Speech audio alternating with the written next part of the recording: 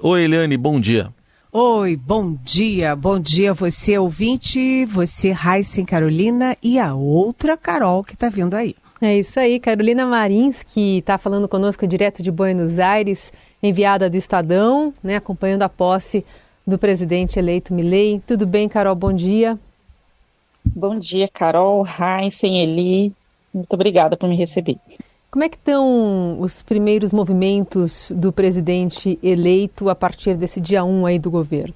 O presidente já acordou cedo, ele está fazendo a sua primeira reunião de gabinete, os ministros estão chegando ainda, mas já estão praticamente todos lá para essa primeira conversa, só que já teve anúncio hoje, o porta-voz designado da presidência já anunciou que hoje não vai ter anúncio, que existia a expectativa de hoje termos as primeiras medidas econômicas, né? O ministro da Economia, Luiz Caputo, deveria falar quais seriam as primeiras medidas, inclusive se esperava que seriam medidas que não precisariam da aprovação do Congresso, mas avisaram que não vai ser hoje, que adiaram para amanhã ele deve dar uma coletiva de imprensa e dar quais serão os rumos dessa economia, que é a grande questão da Argentina, e o que Milei falou principalmente no discurso de ontem. E, Carol, o que se especula até agora sobre esse choque fiscal que ele mesmo falou que deve ser violento? Sim, ele avisou que não há tempo para gradualismos, embora se tenha um pouco de dúvidas quanto a isso, porque o próprio ministro da Economia dele não é tão afeito assim a choques intensos, ele é a favor de uma coisa mais gradual. Só que assim, o que se espera? Segunda, tinha adiantado o Clarim na sexta-feira, e o que temos sobre as medidas econômicas, por enquanto, é só o que foi soprado mesmo na imprensa, é que o novo presidente ele deve agora parar de emitir moeda pelo Banco Central, então ele vai proibir que o Banco Central continue emitindo moeda para ver se contém a inflação que deve continuar crescendo nos próximos meses. Os subsídios, que a Argentina tem muito subsídio a transporte, energia, eles devem começar a cair gradualmente até abril, o que deve provocar um novo aumento dos preços. Também fim das obras públicas, liberação dos preços que estão contidos também, porque o Sérgio Massa tinha um programa chamado Preços Justos, que mantinha preço de alimentos, alguns artigos essenciais bem baixos, artificialmente baixos, e o Milei deve ir liberando aos poucos. E uma questão difícil é o câmbio, né? Porque a Argentina tem muito câmbio, são mais de 15 tipos diferentes de câmbio entre o peso e o dólar, e o desafio é unificar isso, fixar um preço sem descontrolar toda a economia.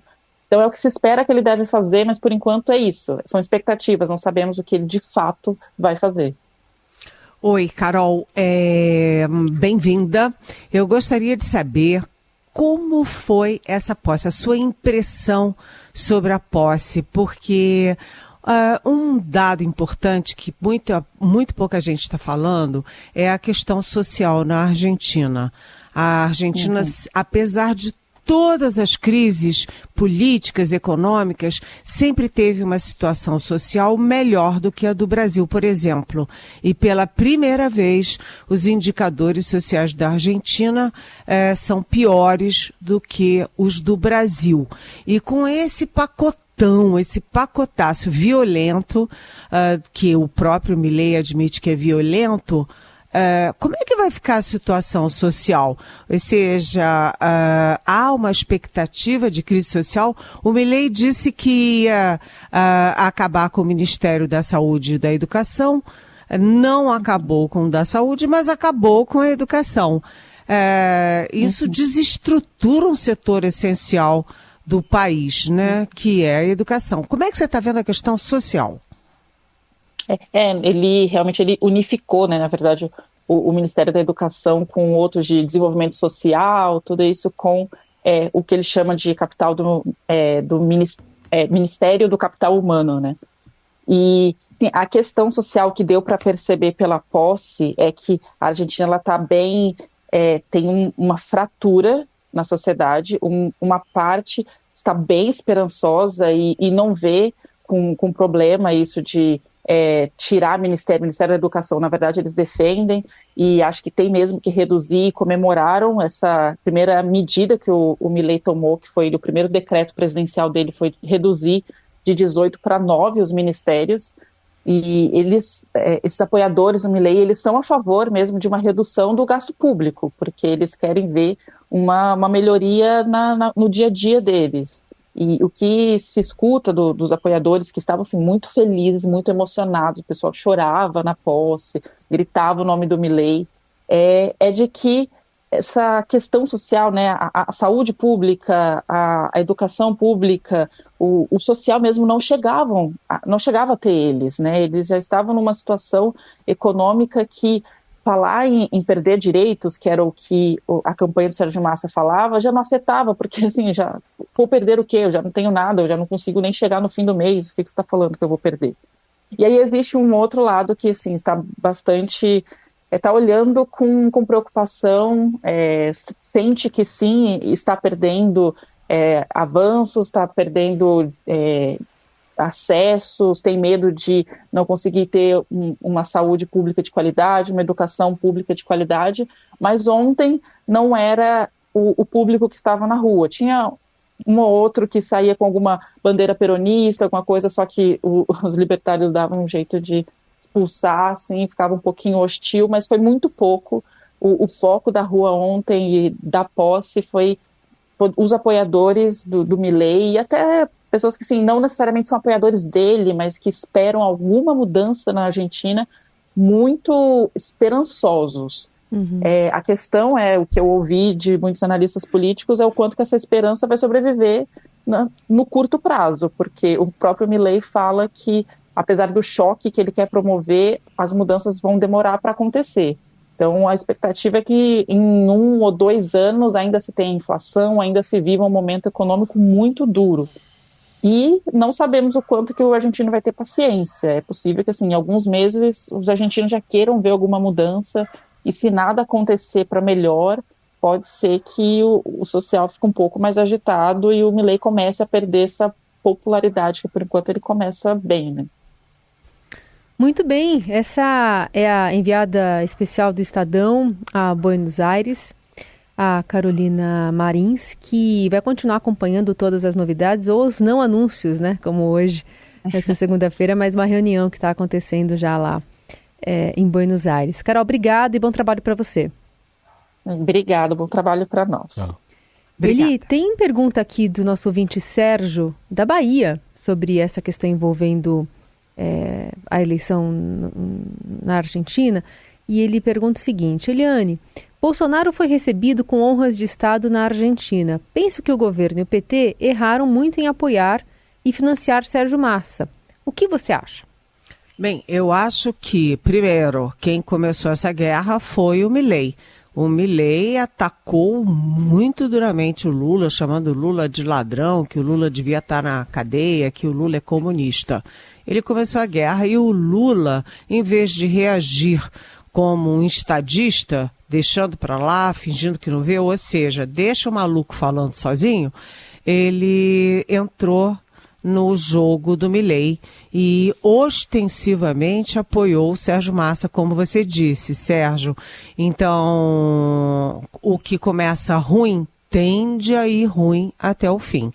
A gente viu as imagens ontem do encontro do Milei, né, os cumprimentos do Mauro Vieira, que foi o enviado do presidente Lula à posse, e ele foi cumprimentar o Milei e foi bem gentil, o Milei sorridente, o Mauro Vieira pegou na mão dele com as 2 mãos, quer dizer, foi uma coisa afetuosa até. Né? Mas a gente sabe que na diplomacia presidencial o que importa é a relação entre presidentes, né? A coisa começa ruim, mas o Milei se coloca como um novo líder da extrema-direita mundial. Então, como ele é muito ideológico, ele prestigiou o Bolsonaro, prestigiou os líderes internacionais da direita, inclusive o Zelensky da Ucrânia, o Viktor Orbán da Hungria, enfim, é uma questão muito ideológica e a situação entre Brasil e a Argentina está periclitando. Só que vamos pensar uma coisa, né, Sérgio? A Argentina precisa muito mais do Brasil nesse momento do que o Brasil da Argentina. Seguimos com o Jornal Eldorado, análise política direto de Brasília com Eliane Cantanhede. Fim de semana teve uma conferência eleitoral do PT que colocou em lados opostos o ministro Haddad da Fazenda e a presidente do partido Gleisi Hoffmann, ela defendendo mais gastos para gerar crescimento e ele discordando. Já encaixo aqui uma pergunta, Eliane, da Mariá, perguntando o seguinte: Eliane, existe um risco de Haddad se estressar ou querer sair do governo por conta desses embates em relação ao déficit? Será que ele desistiria de lutar por essas questões? Está perguntando a Mariá. Pois é, Mariá, bom dia, bem-vinda. O ministro Fernando Haddad está entre um fogo cruzado, né? Porque, de um lado, o Congresso está fazendo corpo mole para aprovar as pautas econômicas fundamentais. Você vê aí, cadê? Né? Cadê a reforma tributária? Cadê a taxação dos BETs, por exemplo? Cadê a taxação dos fundos? Cadê, enfim, o governo conta com isso, com esses projetos no Congresso para aumentar a arrecadação no ano que vem em 47 bilhões de reais.